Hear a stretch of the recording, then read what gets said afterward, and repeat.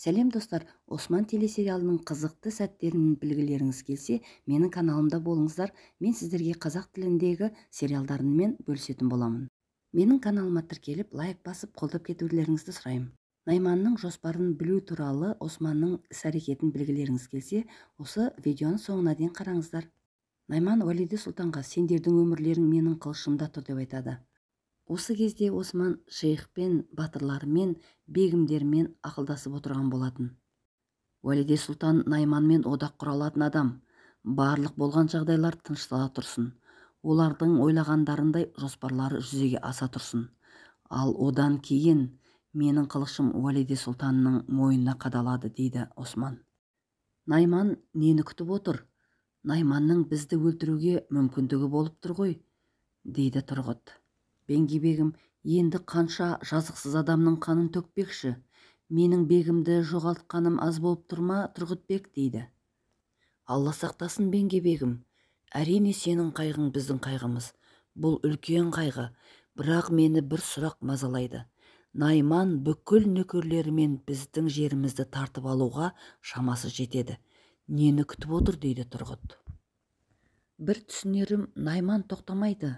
Осман, неге Найман сені өзінің бақытына алмақшы, дейді Малқұн. Неге екенін өзімде түсінбей отырмын. Найман нөкерлерімен жеңіске жетсе болды деп ойлағам. Бірақ ол бектердің сағын сындырды.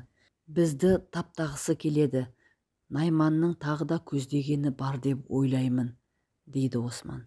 Оның мақсатын қалай білеміз, Осман, дейді бала бегім. Боран, сендер тұтқындарды ұстап отырсыңдар ма? Иә бегім, біз Найманның тапсырмасымен жүрген 3 нөкерді қолға түсірдік, дейді Боран. Нөкерлерден жауап алып білейік, не ойлары бар екен. Ал сендер алтындарды бектерге таратып беріңдер. Ал біз жасау керек істі аяқтаймыз, дейді Осман. Құп болады бегім, дейді Боран. Еш қиындыққа қарамай, бүкіл қиындықты мойныңа аласың, дейді бала бегім. Еш алаңдамаңдар, бұл қиындықты да өткереміз, дейді Осман. Әркім өз істеріңмен айналысыңдар. Шейхім, рұқсат етсеңіз, деп тұрып шығып кетеді. Найманның 3 нөкерін тұтқынға алған болатын, сол жаққа барлығы бет алады. Ол тұтқын нөкерлерден не күтпекшісің? Олар бәрін айтып салады деп ойлайсың ба? 2-3 нөкерден нені білмекшісің, дейді Тұрғыт. Найманның армиялары туралы білеміз. Біз олардың бүкіл жоспарларын күл талқан етеміз. Жауымыздың осал жерлерін білу бізге өте маңызды. Ал тұтқындағы Найманның нөкерлері өздерінің жоспарларына бізге есік ашып береді. Біз Найманның бүкіл армиясын жоқ етеміз, дейді Осман. Осы кезде Османның батырлары 3 нөкерді әбден ұрып соғып қинап жатқан болатын. Осман бек келеді, тік тұрыңдар, деп қарсалады.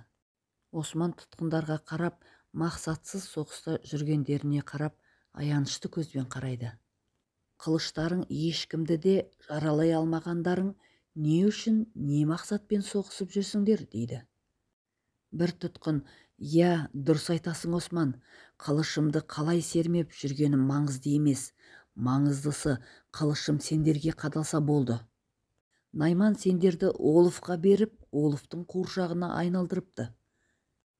Ал бірақ әрқайсыңның армандарың болды, әрқайсыңның өз жұмыстарың болды, дейді Осман. Не күтіп тұрсың, Осман? Бізді өлтір, жанымыз Тәңірге барсын, Тәңір бізді өзіне алсын.